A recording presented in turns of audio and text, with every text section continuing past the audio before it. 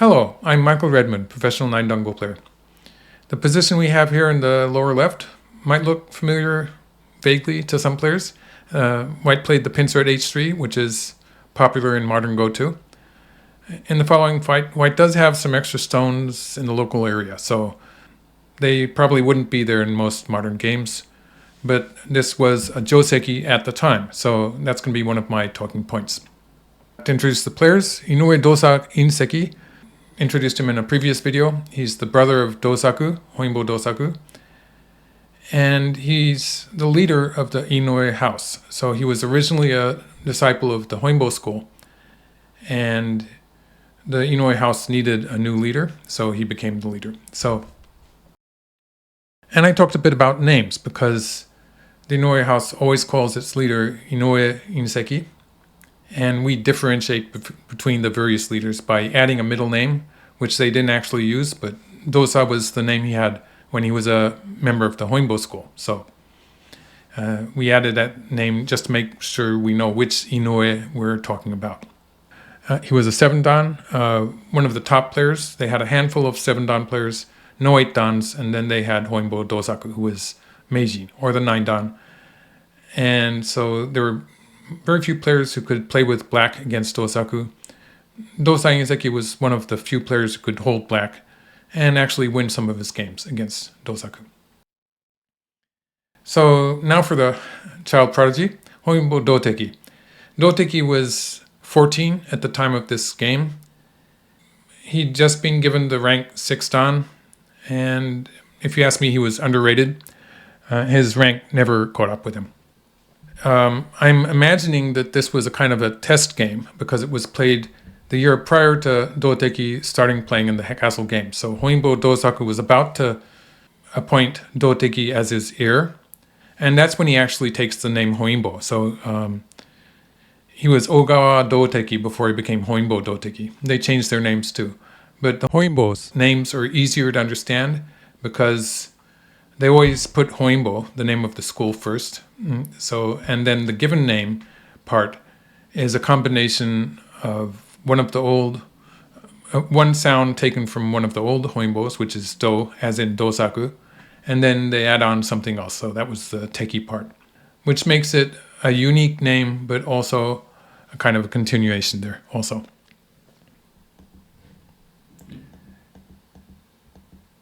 Okay, so this idea of playing on the sides is something they had. And there's this whole idea that if White plays at c9, and if Black presses at d5, the mark point here, then White's going to push through and cut. And with these extra stones that White has on the side, it's going to be a dangerous fight for Black. So a lot of research was done in relation to this. In a modern game, White would be playing something like, White would be playing a move like this. Maybe here, White could play away. There's an empty corner, of course, so it's always a big move. But the local move would probably be one of these two. But they played here, sort of daring Black to press at d5. And if Black presses at d5, White's going to push through and cut. So Black could have played an open corner at this point. That's Go theory. And they knew it at the time, that the open corner was a big move. But this is the local move that they played at the time. So surely Doteki knew that he could have played away, but maybe he wanted to try out this Joseki. It was sort of the fad at the time. It was the popular Joseki. So White's going to answer that locally probably, and now Black presses. So the idea is that that extra Black stone at d8 is going to help Black in the fight here. It's helping Black escape. So one thing is that it gives Black a good way to move out with this good shape at e7. So breaking out into the center with good shape. Obviously that stone at d8 is necessary to stop White from cutting on the fourth line. So that's working well. So one might ask, what about White playing the extension here? This is going to be a different fight. So maybe something like this, where Black is looking at jumping out at g4. And a fight like this gets really complicated. Black can be happy to just survive here because White has a lot of stones in the local area. So a fight like this where Black gets to push through at 6 And it's questionable, like the group on the bottom side, it could die. It's probably going to turn into a ko or a seki or something. So this kind of fight, it's not clearly a win for white. So not only does black get to break through on the left side, but maybe he has something on the bottom side too. And it's relatively easy for black because black has a lot of stones elsewhere on the board. So in the game, white pushes here. This was the Joseki pushing here. Although black gets good shape, white also gets good shape here. So in this position, white has clearly surrounded the black group. So white's sort of one move ahead in surrounding the black group when you compare it to this shape where black gets to threaten to jump out again. And so that's a one move, one tempo difference, you might say. And so black slides in the corner. So although black has what looks like very good shape here with the hanging connection, white is remedying that with the idea that white can attach here and is sort of connected underneath. So there's a weakness to black's good shape there, is that white can play this attachment from underneath. So in the game, black played here and white gets to connect up like this. So this was the Joseki sequence. Black could have stopped white from doing that. So if black had played here, this would cut off the white group. But it's probably not very good because white can probably kill the black group now. White has a forcing move at g6. So say white plays a stone here, white would be threatening to surround the black group on the left. So if we imagine that white has a stone there at g6, it looks like it's going to be difficult for black to live on the bottom side. And white's group in the corner is already alive. So say black plays here and white plays here. This is a famous living shape. So it's since it's alive and black is probably dead, that's not a good result for black. Okay, so back to the game. So black pushes through here. And this was the Joseki sequence. Although white gets to connect up on the second line, black also gets the peep here. So this allows black to live in the corner. So black's alive. There's still a weakness there at g6. So because of that weakness, black's group on the outside can handle this fight. So that's the idea with black's play here. And white defended the weakness there. So this is one of the shapes. Another shape move would be to play here for white. That would also be a very solid shape. It would be a good shape move. It would give black a bit more space to move out in the center. So this is putting slightly more pressure on the black group. So up to this point, it's a sequence. The whole sequence here in the lower left corner was a kind of a Joseki sequence that we have seen in a number of games of this period of time. In this variation, white's extension here is actually functioning as an important move that reinforces the white group. So because of that, white's group there is strong as it stands. White's group on the left, it doesn't really have two eyes yet, so if black gets to play the next move, somewhere around here, peep here, one of these kind of moves, then black would be taking a position on the left side while reducing white's eye space. So that's an important point. And white plays here. So this is where I'm going to talk about how they have left the open corner in the top right corner. So throughout this fight, they haven't been playing the big move, the opening point in the top right. So that's questionable at a certain point. So I would say if we go back this far, up to the point where white played here. So this is a point where it's probably better for black to play the open corner. But once you do this kind of stuff and you start the local fight, there's no good place to stop. So when the fight starts like this, it's reasonable for the players to continue fighting until they reach some kind of a local result. So the timing to play away is actually something that is not easy to understand, and you have to recognize that the local fight is over, and the moment that happens, the big points, the opening points, become important again. So up to that point, it's a good idea to keep on playing the fight until you win it. So they did that. So that's how this was working. And the local moves are extremely important up to this point, up to white c13. So at this point, it's feasible that you could start thinking, a strong player would start thinking about playing away. So black would start having the idea that maybe this is a big point, maybe this is a big point. So in modern Go, we would feel happy to play the star point. In ancient games, that would probably be one of the 3-4 points.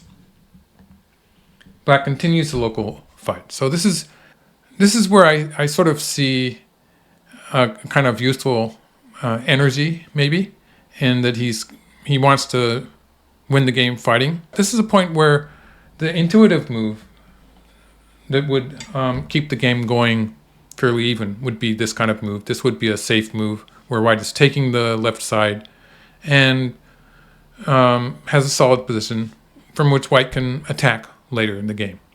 So that would be a solid move. White's trying to play a more active move here. So when white plays here, if black extends, white's going to play here. This would leave a threat at e14. So say black plays away. Having a solid position on the left side, white would be able to play something like this and would be looking at this kind of counterattack.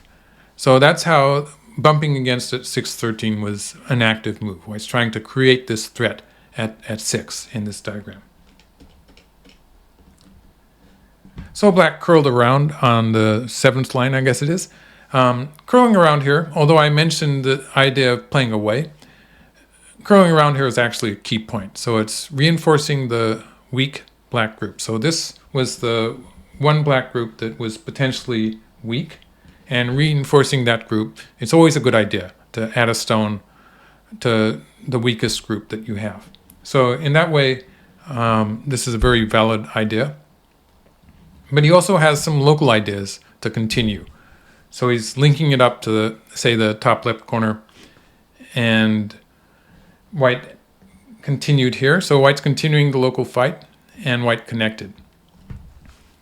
And I'd say black had assumed that this might happen, and he had a move ready. So black has this move here, which you usually wouldn't play immediately, but it's very effective in this timing because it's threatening a cut at d10. So if white answers here, black can cut on the 4th line. So when black does that, black has pretty much captured the 2 white stones on line 10. So if white plays underneath here, white would have to connect up. In this case, it's already a net. So black has captured the 2 stones. If white plays an Atari from above, now it's a ladder. So that's working well for black too. So white had to go down. So white's lost some territory here. So it's not just territory. In some cases, white has lost an eye. So that's important. So this area here, it's not always going to be an eye in this case. So black can play here and take away that eye. It means that in some cases, the eyes of the white group on the left can be in question. And black continued here. That's a good follow-up. He wants to play this move before defending the 2 stones.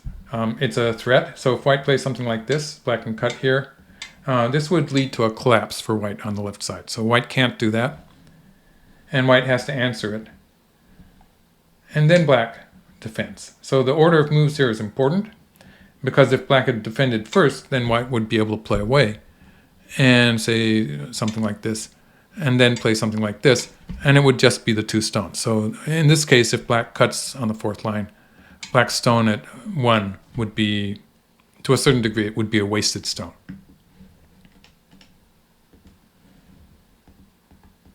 So if I were black at this point in a no-komi game, I would be happy. But also, we still have something like 200 moves before the game ends, so I would be thinking I have to continue playing well. And again, it would be a point where I'd be thinking of playing away. So we have this empty corner, which is really big. Turns out the shimari is big too, so it's a choice that black has. Black could play one of these moves, or could play an empty corner. Maybe I would be thinking of playing a star point. Again, in the time they didn't play star points as the first move in a corner, so maybe black would play a 3-4 point. And this is something that the players knew already. It was already established opening theory. but he played here. So he's continuing the local fight. And I get the feeling here that, again, it's kind of a youthful move. And Doteki has decided that he wants to win by continuing the fight. So he wants to continue fighting here and keep his groups healthy. So if he had played away, there would be the idea that at some point White's going to play some move that isolates the corner, or play some move that potentially attacks Black's group in the center. And by adding a stone locally, there is the thought that Black is simplifying the game by keeping the local advantage. The reason I'm sort of dissatisfied with this move is that the white group on the left here, this white group on the left, is not going to be under attack. So this white group, it has half an eye here, so a potential eye here, and it already has 2 eyes here. So it takes a while for Black to get any forcing moves against this white group. So I could imagine that Black gets local stones here. After this, there would be a forcing move at B14, but that would be about it. So the potential to attack this white group is pretty limited, and that's another reason why I would be thinking of playing away with this move. So White jumped out. And again, White also had the option of playing away. And so I get the feeling that maybe Dosa is wondering what the plan is here, and he's about to see. But he's sort of asking Black what was the plan with this move at F16, and he wants to see what Doteki is thinking about. So Black plays this exchange. This is threatening White's group on the lower side. So if White plays away, a big move, obviously, Black is probably going to start cutting White off here. So something like this. And this is going to be a problem for White. So say something like this. White's going to be struggling to get out. And at the very least, Black's going to destroy White on the bottom side. So this would be a success for Black. So White defended here. This creates a kind of damizumari here. So because of the attachment at, let's just play a random Black move. Because of the attachment here, which White's not going to necessarily play this immediately, but White does have this forcing move here. So that gives White a very secure connection and some eye space too. So with G2, White defended the bottom side. Okay, so Black played here. So this is the move maybe that he wanted to play from the start. So he was setting up this move, threatening the wedge at F14. And so White connects up. Obviously, if White went after the 2 stones, the 3 stones on the left, that is, Black would just ignore that and make an outside wall. So White plays the move on the other side, threatening Black's weakness, the cut on the 4th line. So you might imagine that Black's going to play something like this, and White gets to move out towards the center. And White would have ideas of attacking Black in the center. Maybe White can take the key point here, the shape move here, attacking Black's position in the center. So that would be White's idea. But that was not what Black did. Black played a double hane. I get the feeling that this is the move he wanted to play all along. So if White plays the cut here, White can break out, but this is going to give Black great shape on the top side. And Black's going to continue with something like this, sacrificing some stones on the left there, but Black's already used them, so they're not really important. And Black has this huge position facing the center and the top side. So that was the idea, and it works well with the forcing move that Black played here. And so I think that was what Black was going to do. So White broke through on the other side. So let's, so White played here, threatening a double Atari at G16. And if Black backs off here, then that's a Kikashi. So if Black plays here, now White can play here. So that would mess with Black's shape. It would make Black's shape not so good. And Black just connected. So this is the fight where Doteki won the game. And he's showing great shape. He's already established a position facing the right there. So he's closed White in. And White needs to try to punish Black by leaving that hole on the top side. So White pushed through. And Black cut here. So this is a point where it branches, but if white connects here, white's going to lose those 2 stones on the top side. So if white plays there, white can break out here on the center, but the top side, it's going to die. So white cannot cut at c17 because it's a ladder shape, so white's just losing the race to capture. So that's how it's working for black. So in the game, white pushed through here. So white's going to try to live in the corner. Black extended once. Black can still win the local fight if black gets to curl around at c16. So white pushed through again, and now black takes this. So white connected on the left. So white got some extra territory, but black's going to continue with this, asking from which side is white going to capture this black stone. So after this, white has a choice. In the game, white captured from this side. So what if white plays on the other side? Black gets to wedge here, threatening a snapback if white plays at b12. So white has to extend straight out, and it stops at this point. So white's actually okay. The white group is not going to die, because if black plays here, white does have an eye on this side. So black's not going to do that because it has a bad effect on the corner. So black's going to stop here, and it was just some territory that white lost. And then black would probably play finally in the top right corner. Back to the game.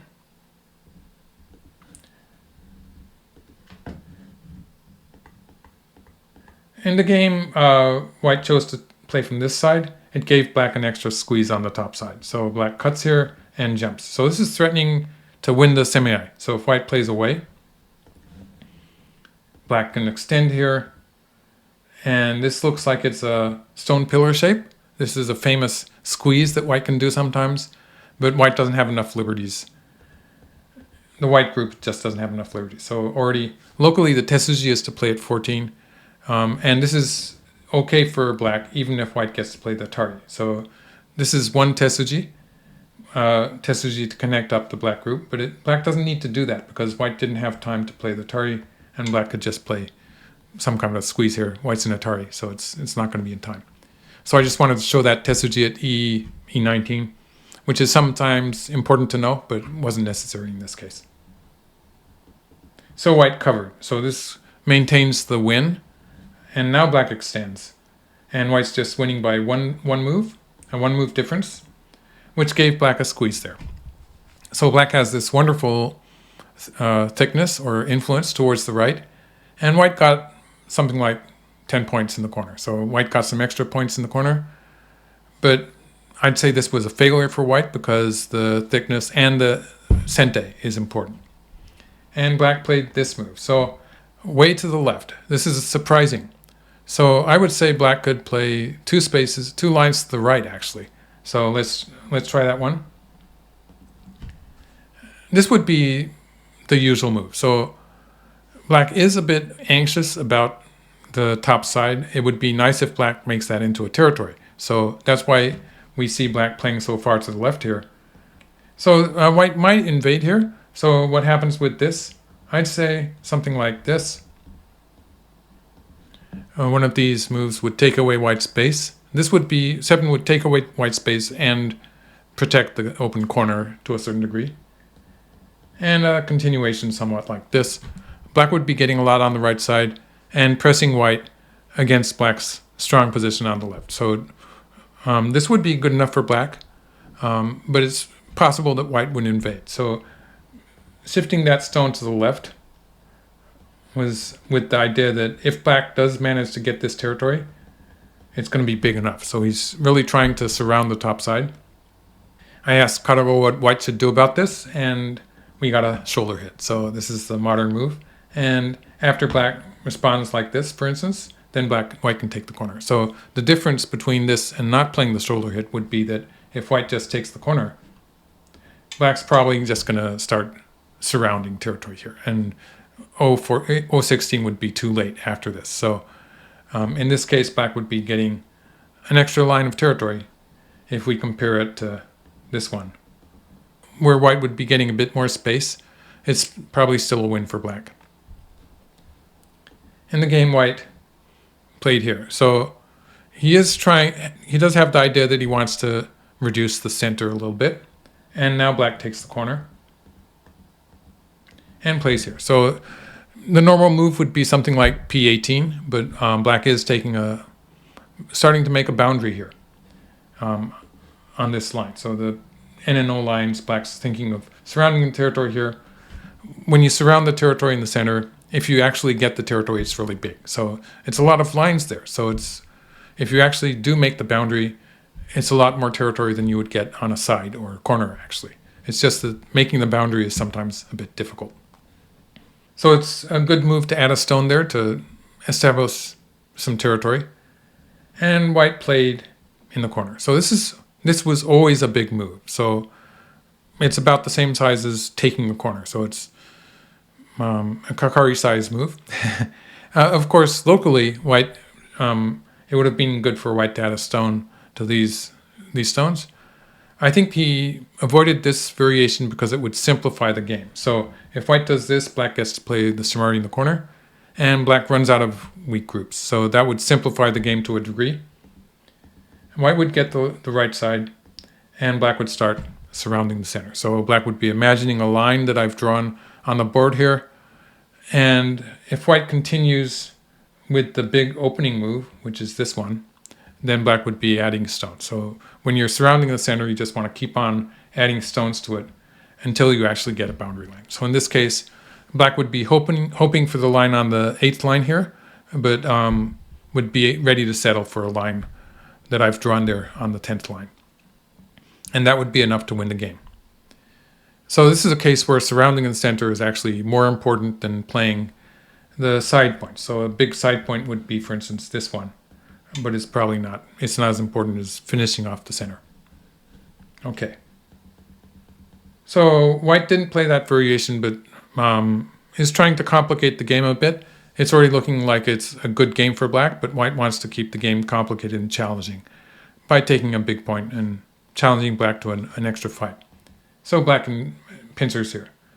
He's going to attack the white group, and in this attack he's going to get a position on the right side, and he's going to get a bit less in the center, but he's going to try to finish that territory in the process. So white moves out, and black plays here. So this is defending a weakness on the top side. So as far as the center is concerned, it might look more efficient for black to play a move like this, which would defend the connection to the N17 while surrounding the center. So the problem with this move is there's a weakness in the top right, which strong players should see this immediately.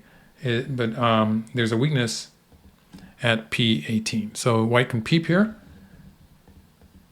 and capture the one black stone. So if black tries to connect, white can play here.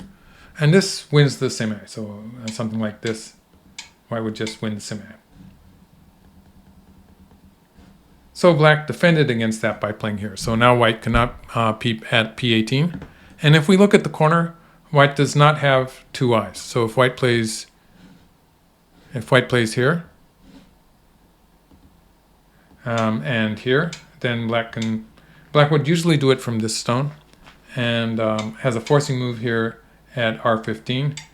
So white has only one eye there. If black doesn't want to play the exchange of 6 for 7, black can also kill it by playing here and here. So that would be another way to reduce white to one eye. So white has only one eye in the corner. And he moves out in the center. And here we see white trying to make shape towards the center, and black gets the big point on the right side. So this extension is important because it settles the black group on the right. So by making a strong group on the right, black is making miai of the lower right corner and continuing to surround the center. So he's still thinking of finishing this territory here, but it's more important to make this black group strong and prepare for a fight. So black's next move in the lower right corner would be an attachment here at the 3-3 point, which would take a distinct advantage in that local fight. So white plays this move. This is big. So the fun part about this game is that they're switching between the local fights and big opening moves. So something like 100 moves into the game, white finally plays the Tsukehiki Joseki, which is usually played at move 5 or 6 or something like that. And so black played here. So this is a neat move. It wasn't the katago move. It wasn't the suggested move, but I like it. Basically, black has some forcing moves threatening to cut at this point. And so he could play here, but that would not be very useful. He could play here, and that would be slightly more useful. So black would get both points. When he plays here, he's trying to be even more efficient. So if white pulls back or something, maybe it's better to have that stone on the left there, on the M line, so that black can play maybe here, maybe just extend. So black gets more out of it than having the stone at N14. Having it on the left there on the M line, it makes it easier for black to finish the territory on the top side. So that's what he's thinking of doing. If white gets greedy and extends off to the left, then black is setting up to cut here in a sequence, something like this. So that's the threat that black is making. So white plays a hane, and now black pushes through. So if black had started with that peep and then played here, obviously white would not be playing at N14. White would probably be extending here, and it would be completely different. By starting with the attachment, waiting for white to play here, now he gets to play this move as an Atari. So you would think white would connect at N13. He didn't actually do that. And then black would get to play at L14. So black's looking to play this sequence here.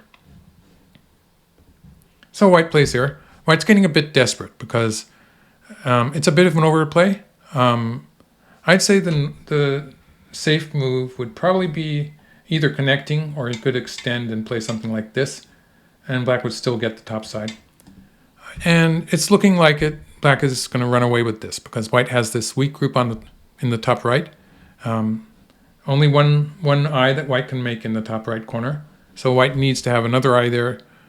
And this makes it difficult for white to get a big territory on the bottom side. So white would like to be able to attack on the bottom side, but with this weak group in the center, it's probably not going to be very, very good. So white's playing a key point move. This is it was always a kind of a key point in black's shape. It's hitting the weakness of black's connection here with the knight move. The reason it's not functioning really is partly because white's group in the top right is weak, also because black's so strong towards the top. So this black group is so strong that it's just the one stone at J18, and black doesn't really have to worry about that. So black counterattacked and is splitting the white group. So he's cutting off that marked white stone.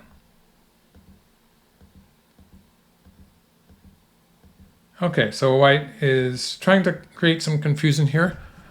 And there is something happening towards the top side, but white escaped out into the center first. So white played here.